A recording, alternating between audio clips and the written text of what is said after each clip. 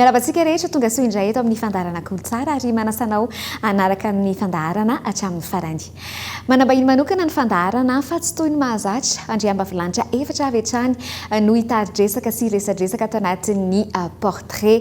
resaka hosodoko no loha hevitra iompanatsika ao amin'ny anio andao avy hatrany ary horaisina ato anatin'ny portrait ny vahiny.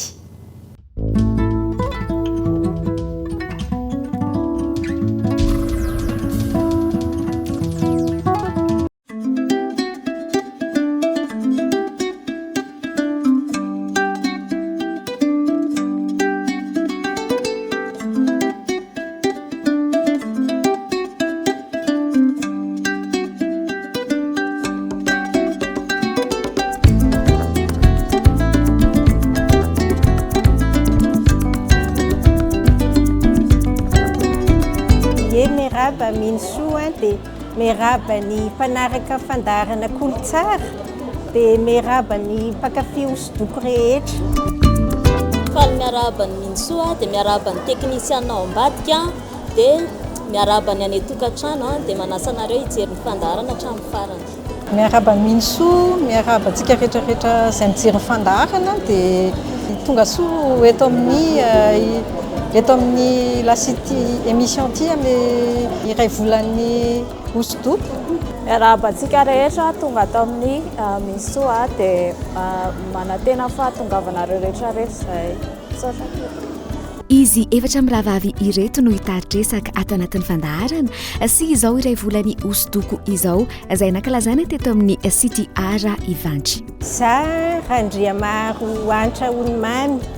dia ony ny nom d'artiste hoentiko. Tamin'ny septembre 2024 nanomboka nanao hosodoko dia peinture à l'aiguille sy acrylique no tena manavanana anahy aloha hatramin'izao. Dia izay momba anahy. Rasolofson Jenny Lanto ny anarako dia nom d'artiste Jenny Lanto. Dia efa tamin'ny 2016 nanomboka nanao sary hosodoko. Talohan'izay gitara klasika no nataoko dia nanomboka 2016 no nanao hosodoko. Dia izao vao tena miditra lalina amin'ny peinture. Ny exposition zany nianatra tao amin'ny CGM dia nisy expo foana ao aorianan'ny fianarana dia 3 ans zany misy expo dia ireny no nahitako dia tao amin'ny galerie Velutini koa misy expo collective dia tamin'ireny koa nefa sekely fa izao vao nandray anjara tamin'ny iray volan'ny hosodoko. Nomenjana Arin-jivo Antoine Patricia ny anarako fa nom d'artiste Paty dia fandraisana anjara voalohany ty amin'ny iray volan'ny hosodoko ty ho ana. Nanomboka 2025 nanomboka nanao sary dia izao vao nanao tamin'ny acrylique. Izay aloha zany ny ataoko. Ny anarako Randriamadimana Fenirina Avotra Zoe dia nisy olona anarana Avotra dia nanomboka tamin'ny 2019 nianatra tao amin'ny CGM dia ny ataoko paysage foana no tena mahazatra anahy hatramin'izay dia loko acrylique. Dia androany izay vao mandray anjara tamin'ity fampiratiana ity. Efa tiako hatramin'izay mihitsy. Efa hatramin'ny mbola kely nefa mpanao sary foana fa mba te handalina ilay izy dia miditra tao amin'ny CGM dia izao mba mandray anjara amin'ity. Ny zavatra hitambaran'izy efa bavy ireto dia ny fitiavana ny sary ary zavatra efa tao efa ela fa tsy hoe vao zao akory na dia izao aza vao azo lazaina hoe fisehoan'izy ireo voalohany. Tena marina zany ny art mihitsy zany no efa hoe ilay art ny tao anatiko dia muzika, peinture rehetrarehetra rehefa art zany dia nafinaritra. Mbola kely zao misy ohatra zao dessin animé tamin'ny fahazazako Candy reny dia ny ao amin'ny efitrano zao dia navita sary ny ledabe dia napetako amin'ny rindrina ohatra zany dia avy eo tamin'ny adolescence dia gitara indray nafinaritra hoe mahafinaritra anahy sady vavy mitendry gitara dia klasika ny tena tiako dia nataoko aloha ny gitara klasika dia nanao an'izay dia noho ny le bebe dia najanoko ny gitara sady tsy ampy ny fotoana dia niditra tamin'ny peinture aho dia sady efa nofinofoka hatry ny taloha zany hoe tsy maintsy hanao peinture rehefa lehibe dia nitaterahako le nofo dia izay anisan'le izy no sady hoe te hamoaka ny ao anatiko mihitsy aho zany dia izay no nahatonga nananao peinture. azo lazaina hoe nofo tanteraka izany zao ny any Jenny Lanto fa raha iony kosa dia nanomboka tamin'ny peinture à l'aiguille napetaka fe izy. Le izy tena mila fotoana be zany moa anankiray misy asa tiako hoe avoaka misy zavatra tiako avohitra be dia nandeha teny dia hoe manina moa raha mianatra acrylique fa sao dia acrylique zany no haingakaingana dia nanao cours particulier ako naka séance vitsivitsy zany cours accéléré dia tafiditra tanatin'le acrylique kay ako afaka zay vao découvrir hoe kay ako tena afaka tena hoe mpanao hosodoko dia zavatra tiako tena hoe mahafinaritra anazy mandoko anazy mandoko lanitra dia mandoko reflet any anaty rano mety le nom d'artiste ko ony dia tia rano be ko lanitra sy rano zany matetika ny zavatra ataoko dia paysage gasy dia zavatra mampiseho tena ohatrany hoe fahatoniana tena sérénité zavatra calme dia izay koa le ilaiko tiako ampitaina amin'ny ampijery zany amin'le mpakafy ohatrany hoe mba misy fotoana maka fotoana andinihana an'io zavaboary io fa mahafinaritra le izy dia izay le avoakako amin'ny peinture. Ny taona 2024 Ipaty no tena nifantoka bebe kokoa tamin'ny hosodoko. Talohan'izay izy efa nanao sary foana ihany anefa. Mahatamana amin'ilay hosodoko aloha le izy efa tiako hatramin'ny mbola kely dia mandeha ho azy zany le izy dia efa fiainana koa le manao sary. Netomboako aloha nanao sary tamin'ny papier sy crayon dia avy eo nanao sary tamin'ny akanjo resaka portrait dia nandeha ny ray volan'ny hosodoko dia izay avy nanao tableau dia izay ny fandehan'ilay izy. Ny nahy moa zany tena matetika rehefa mahita sary dia d'après photo ny tena fataoko fa tsy mamorona dia izay no laliniko ao dia misy aingam-panahy kely ihany ao anatiny fa izay ny nahy tena fataoko. Mirona any amina trano sy maritrano kokoa indray ny sary ataony avitra. Ny anahy zany hatramin'izay ny fanaovako sary ohatrany hoe resaka architecture sy bâtiment foana dia milona tamin'izay foana dia ohatrany hoe milalao couleur amin'ilay bâtiment sy ohatr'izany fa niditra ihany avy eo tao anatin'ny ranomasina sy ohatr'izany dia izay. Natokana ho andry zareo andriambavilanitra ity eto Ivandry ity ary dia misongadina ihany koa izay loha hevitra izay amin'ireo fafana izay miranty ato. Efa maromaro ny toile zany anahy misy anankiray zao tsy mitovy amin'ny rehetra fa sarina gitara fitiavana mozika dia fitiavana danse dia peinture dia le hira zao rehefa manao sary hosodoko ohatra dia mihaino hira dia mandeha miaraka amin'iny ao zany dia ny inspiration zany miainga muzika dia misy toile koa ohatra mampiseho ny fiainana andavanandro surtout vehivavy misy anankiray zao le toile rery zao mampiseho ny tontolon'ny vehivavy amin'ny andavanandro dia tiako aseho zany hoe mavesatra ny fiainan'ny vehivavy eo amin'ny andavanandro dia nefa ny ahy zao sambatra ako mandoko dia sambatra koa satria libre zany eo amin'ny fiainako dia tiako aseho zany hoe afaka faly foana ianao na vehivavy ary la mavesatra ny fiainanao andavanandro dia afaka mifidy zavatra ianao zany sy mivelatra eo amin'ny zavatra hafa dia ohatra hoe amin'ny art ohatra hoe peinture dia be da be zany miankina amin'ny inspiration sy le fotoana sy ny événement zany no mivoaka sy mampiseho ny mahavehivavy hafa amin'le misy fotoana koa ohatra zao hoe portrait ako dia portrait ako tiako mahafinaritra dia portrait amin'ny famille akoatr'izany dia le izy zany tsy voafehy le art dia tsy hitako hoe fahafaly fotsiny aho hoe en tant que vehivavy andriambavy-lanitra dia afaka mivelatra zany dia sambatra be eo ampanaovana hosodoko. Ny anam-piko angamba hoe ny asako mihazakazaka be loatra dia ao anatin'le art io zany tena hoe te apita dia te invité an'le olona le miasa be, tia miasa be ireny hoe afaka mba misy fotoana mila équilibre amin'ny fiainana dia ny art nefa tena mahavita afaka hoe mahitana équilibre zay. Ny tanjona moa zany dia lasa lavitra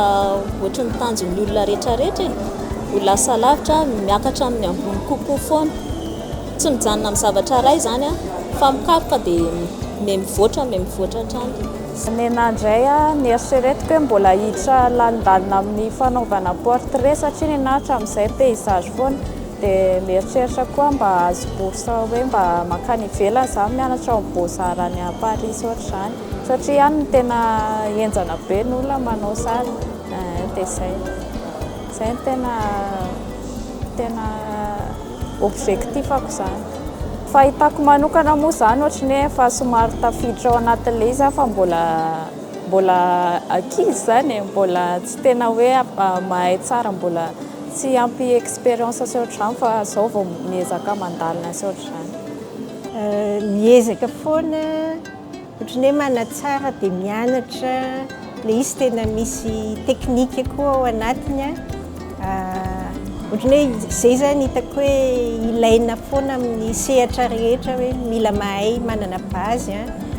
dia hiezaka ohatr'izay ny 5 taona sy ny aneriana hivelatra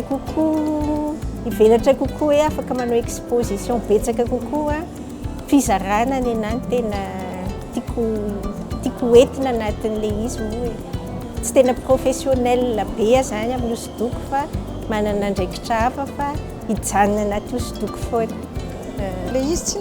afelam-boly dia tsy tena hoe mbola tsy professionnel koa fa te hanatsara nefa ny œuvre koa sy ny zavatra ho avoakako dia tiako zany hoe ho sambatra zay mijery ny zavatra ataoko. Zay zany no tena tanjoko hoe fa tsy voatery hoe ho anahy rery ilay izy dia tiako zaraina zany hoe mba misy sambatra zany raha hoe fahala zany raha misy tafita amin'ny mijery ny œuvre hoe nafinaritra azy ilay izy dia zay no tena tanjoko voalohany dia hoe dia maniry koa zany hoe mba betsaka ny vehivavy zany tsy afinafina fa mba iseho tsy hoe mideradera fa betsaka ny mana-talenta dia zay zany faniriko hoe mba betsaka ny vehivavy aneo ny talentany amin'ny zavatra ohatr'itony ny art zay.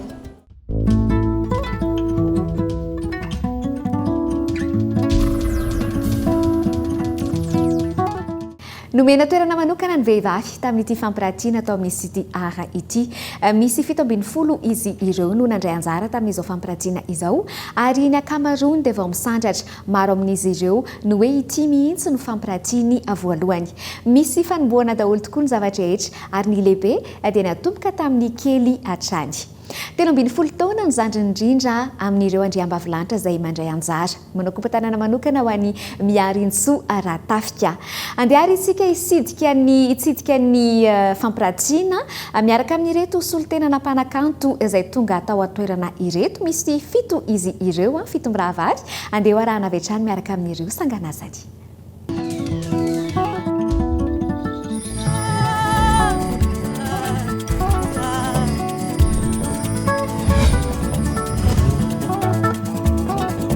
Sanganasany Jenny no resaresantsika manokana ato anatin'ny tafakanto anio ireto misy anankiroa izay nitsongay miasa hoe inona Jenny ny antony hoe reto no nitsongainao tao anatin'ny marina dia satria azy resaka an'izy rehetrarehetra. Eny ary ty toile iray ity dia peinture à l'huile nanaovako azy dia ty ny nataoko voaingana indrindra dia vetivety kely nanaovako azy en 1 semaine dia ny inspiration mampiseho zany nanaovako an'izy ity mampiseho ny fiainan'ny olona amin'ny andavanandro dia ohatrany hoe misy karazana génération misy jeune misy mpifankatia misy karazan'olona zany ohatrany hoe mampiseho ohatra hoe antonasa mpivarotra ohatra zany dia nafinaritra nanao an'izy ity koa dia mampivoaka an'ilay couleur tamin'ity zany nataoko hoe marevadrevaka mihitsy no nitadiavako dia hoe équilibre amin'ny couleur izay no kasika amin'ity toile ity. Toto-bataiza le niaingam-panahy tamin'ity tena nisy teo amin'ny tsy tena nisy fa imagination fotsiny dia izy rehefa tsy tena ohatrany hoe gasy be fa ohatrany hoe mifangaro ohatrany hoe any an-dafy eto zay. Ianyazy hito ndraiky koa salisany fandraisanao ihany izy ity tao anatin'ny portrait resaka vehivavy ary zainao mihitsy moa zay mihitsy moa tianao voisinao anatin'ny hosodoknao ihany koa anankiray le vehivavy sy ny ao ambadiky ny vehivavy sy ny hoe vehivavy mahery sy ny sisa andao tantara mahakasika azy ity toile ity koa dia fa ity tamin'izaho mbola nianatra nanao an'izy ity dia ny inspiration izay mihitsy na tiako aseho zany hoe mafy ny iainan'ny vehivavy eo amin'ny andavanandrony sady mikarakara zaza sady mahandro sakafo ho ana andriambavilanitra ray aloha zany tia nividiko ity le miasa ao an-trano dia tia ampiseho zany hoe mafy ny anjaran'ny vehivavy amin'ny tokantrano dia ilaina eritreretiny rehetra izay zany na any amin'ny toeram-piasana rehetra na amin'ny izay zany tiako voiziny hoe tokony asiana considération zany ny vehivavy mena lanja eo amin'ny lafiny rehetra zany fa tsy voatery hoe laksity na sotra zany rehefa vehivavy ao an-trano ohatra dia misy antony fa satria mavesatra zany le entin'ny vehivavy fitaizahana sy ny sisa tsy mora izay no tena tiako aseho amin'ity dia peinture à l'huile izy ity dia mampiseho gasigasy kosa aloha tamin'ity makasitraka an'izay niny vahiny tao anatin'ny fandarana kolotsara makasitraka ny kolotsara nandray anay ipaty indray no resadresaka amintsika manaraka nyreto sanganasany anankiroa ireto itony anomboantsika azy paty na ny azonao ambara mahakasika an'izy ity ty sarina tambatra zany izy ity miresaka reny sy ny zazy dia mitondra lohateny hoe tara-pahazavana zany hoe ny tiako ambara amin'ity sary ity zany avy amin'ny renim-pianakaviana nazahoana masoandro zany nahitana masoandro izay ny tiako ambara amin'ity sary anankiray ity dia ny fitaovana nampiasaiko tao anatin'le izy acrylique tableau zany dia natao tamin'ny acrylique izay inanao iny kosa indray somary gasigasy indray teto ty somary gasigasy mitondra lohateny hoe manteody zany hoe hafa ihany ny tanàna any ambanivohitra zany mahamanina izay ny tiako nasongadina tato amin'ity sary anankiray ity tanàna tena misy aza hoe sasoto fa tsy haiko fa sary hitako fotsiny dia nataoko nezahako navoaka tamin'ny tableau le izy tonga dia manteody be anao vao nahita azy manany any aminay mahita an'ity tanànay ity gasigasy mamitsara ny fitaovana nampiasainao indray mbola acrylique ihany izy ity anisan'ny tableau vita farany daholo reto tiany nataoko voaloha tia nataonao voaloha tamin'ity taon'ity eny ary dia nanaraka ty iray ity dia manaraka ty misy anankifiriny ianao no anankitelo no miranty ato amin'ny ray volany hosodoko ato amin'ny sity arte mankasitraka ny paty dia mino fa mbola eontsika manaraka indray mankasitraka antsika rehetra andao indray ny mankasitraka tompona indray ny avitra indray isika izao ato amin'ity tableau voalohany ity ty fiangonana ity moa zany mahafinaritra anahy dia miezaka nanao an'io sary io dia milalao an'ilay trano manodidina anazy sy ohatra izany dia natao amin'ny tableau ambany indray sary somary betsabetsaka nampiarahako dia avy eo miezaka milalao an'ilay couleur amin'ny tony hazo tony sy ny ohatra izany dia ohatrany hoe tsy dia tsara le tsara ohatra hoe tsy dia manonja ty rano ty fa ty zany ohatra fananiko mihitsy hoe natao manonja be ohatr'izao le rano dia izay dia couleur reto zavatra reto koa mahafinaritra anahy dia izay no nanantsiavako andreo. Verina kely atao fiangonantsika ny teknikanao tamin'ity. Tamin'ity nampiasa couteau dia loko acrylique daholo izy anankiroa. Azany hoe mampiasa couteau, mampiasa pinceau, mampiasa ny rehetrarehetra zany avitra ao anatin'ny fanaovana sary. Efa somary atao inona moa zany atao mivaingana le loko dia mampiasa le couteau amin'itony sisiny itony izao couteau daholo. Miagnaritra mety misy fotoana mbola hivahiny ato anatin'ny fandaharantsika ho any amin'ny toeram-piasan'ny avitra hitantsika izy hanao sary ao anatin'ny arak'asa dia mankasitraka ny vahiny tato anatin'ny fandaharana kolotsara tato anatin'izao iray volana hosodoko izao. Saotra betsaka anareo dia manantena ny ahoana moa zany manantena anareo soutenir anahy foana. Saotra betsaka atao. Miagnaritra. Mbola misy mpanakanto manaraka, mbola misy maromaro ao andao resaka rehetra indray ny manaraka. Tonga soa indray bozy ato anatin'ny fandaharana kolotsara fa mandray anao foana. Ie, dia miaraba ihany koa ny mpijery sy ny mpankafy sary rehetra. Mandray anjara ato anatin'ny iray volana hosodoko eto misy City Art ireto no resadresantsika manokana andao rehetra ny ary bozy ao. Zaho moa araka ny fantatrareo zaho tia biby dia anisan'ny zavatra ataoko amin'ny hosodoko ny manao sarina biby indrindra fa ireo biby manan-daza eto amintsika zany ataontsika hoe efa tokony hoarovany. Reny no tena mahafinaritra ny manao azy. Dia manarakarak'izay eto amin'ity anankiray ity tena hoe fampisehoana ny fahaizana mampiaraka loko sy mampirindra ny loko kanefa mametraka ihany koa anatin'izay ny paysage angany tenenako azy eto izany hoe le toerana tsy dia tena fampiseho loatra tiako tenena hoe impressionnisme zany le izy tsy aseho tanteraka le izy fa arakaraka ny mpijery dia izay zavatra hitany ao anatin'izay fampiarahana loko maro izay.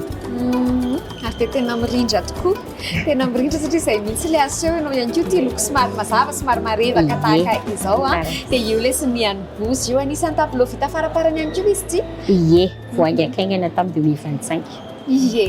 eny ary mankasitraka ny bozy ny vahiny tato anatin'ny fandaharana kolotsara mirary soa hatrany mbola misy namana ao ambadimbadika ao aneo an'ireo asatanany ihany koa ho raisitsika indray izy ireo. Iony no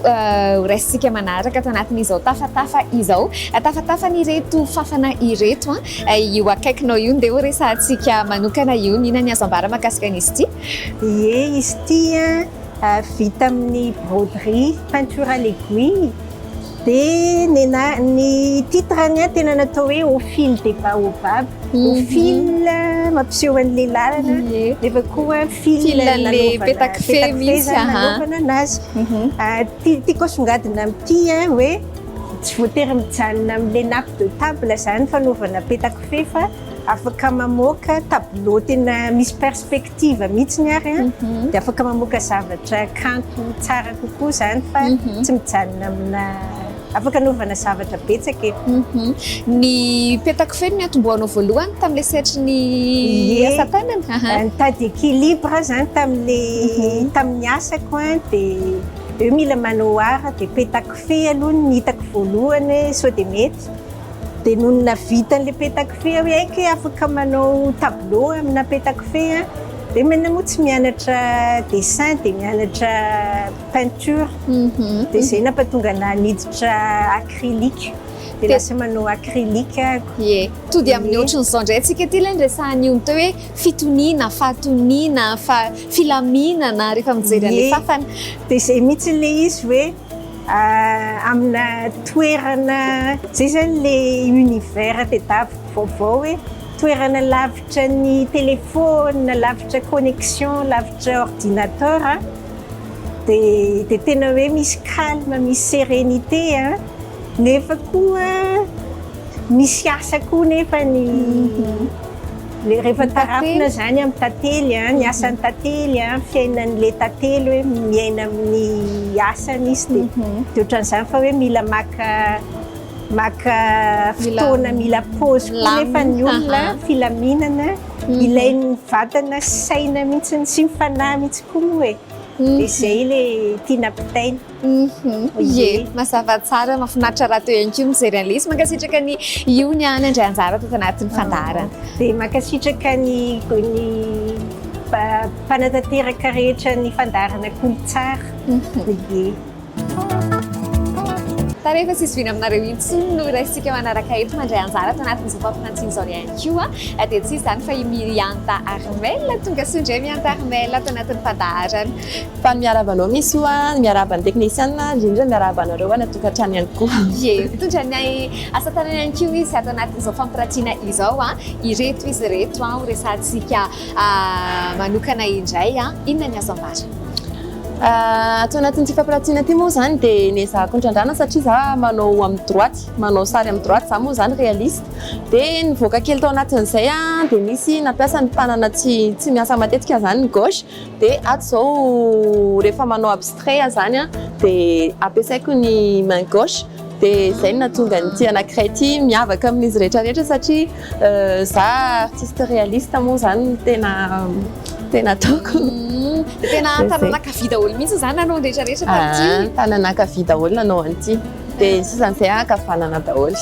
mbola foana ny fitrandrahanao andreo akora hafakely toy ny hoe sakafo sy ny sisa mbola ataony mianta foana izay amin'izao mbola ataoko foana ato anatiny ato zao mbola mitapoka curcuma ihany koa ity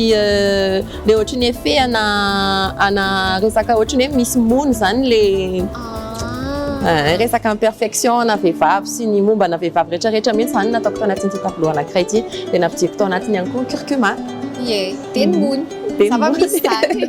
zava-misy matetika mantsy rehefa anaty finafafanoatra no natana sary dia reny ary ny tena esoriny hoe tsy asianan'ireny fa eto tenao tena ninonatao misy hoe nataonao tao le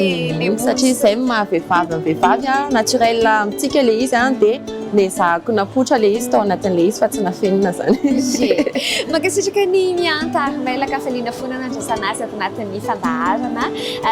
ny mamaraparana an'izao tafakanto izao dia vahiny efa tsy izy vina aminareo sy amin'ny fandaharana kolotsara ihany koa davetrandray azy tsy izy vina aminareo hoy ao dia tsy izany fa Yasmine Fidy Malala izay efa sakaiza ny fandaharana sy ny mpanaraka ny fandaharana kolotsara ihany koa tonga sy indray Yasmine ato anatin'izao fandaharantsika izao makasitraka Minso makasitraka ny ekipan'ny kolotsara tonga manao tournage ety aminay dia tena hoe misaotra mimpankafy zavakanto rehetra satria tena mba nampihavana namena lanja manokana zany ny mpanakanto Andriambavilanitra namena toerana manokana ety amin'ny CTR tamin'ity fankalazana ny iray volan'ny hosodoko malagasy ity iarahana amin'ny Ofinaky sy ny mpanakanto malagasy anisa mandray anjara ianao ity misy fafana anankiray izay horesantsika kely manokana ato anatin'izao tafakanto izao ny lohatenin'izy io moa zany dia hoe mpamosaka ny hoavy manao jeu de mots kely hoe mpamosavy satria raha ny tantaran'ny Andriambavilanitra tamin'ny zava-misy ara-tantara dia lazaina fa mpamosavy izay Andriambavilanitra somary nanantsaina sy mba niavaka teo amin'ny tontolo misy azy dia misy tamin'izy ireo no niarany tsirary ny borana sy ny sisa mahafinaritra anao anatin'le tantaran'ny hoe mpamosavy malagasy dia satria izy ireo ny vehivavy mivoakala miboridana misy menaka misovaly mety hoe manana pouvoir magique satria nasahananao antsahany betsaka dia ao anatin'le tontolo fanehoako ny Andriambavilanitra sy ny fitakiko ny zoan'ny Andriambavilanitra dia asehoko amin'izay zany le izy hoe ny vehivavy manana an'io hery anankiray manosika hanao zavatra ary na dia mandalo zavatra faran'izay sarotra ara vitany foana manova an'iny hery mahatonga anazy mafy be izay mahatonga ana miteny foana hoe zay tsy mahafaty mamafy be famosaka ny hoavy zay le izy ary ananany vehivavy any koa zay tsy mahafantafatat-javatra zay izy manana sixième sens zay izy mahafantatra zao dia tena hoe zay zany no tiako teneninao anatin'le izy hoe le tena hery maha-vehivavy sy mahatonga ny vehivavy mamorona ainao anatiny sy na zavatra mafy be ara ny ainany dia vitany mamoaka an'iny no zavatra tsara sy ny miatrika an'izay mankasitraka Yasmina Fidy Malala mandrianjala tato anatin'ny fandaharana mino fa mbola eo anatranotsika amin'ny alalan'ity kanto sy zavakanto ity makasitraka ny Minsoa dia makasitraka anareo rehetra mpakafy makasitraka ny Kolo TV sy ny Kolotsary sotra indrindra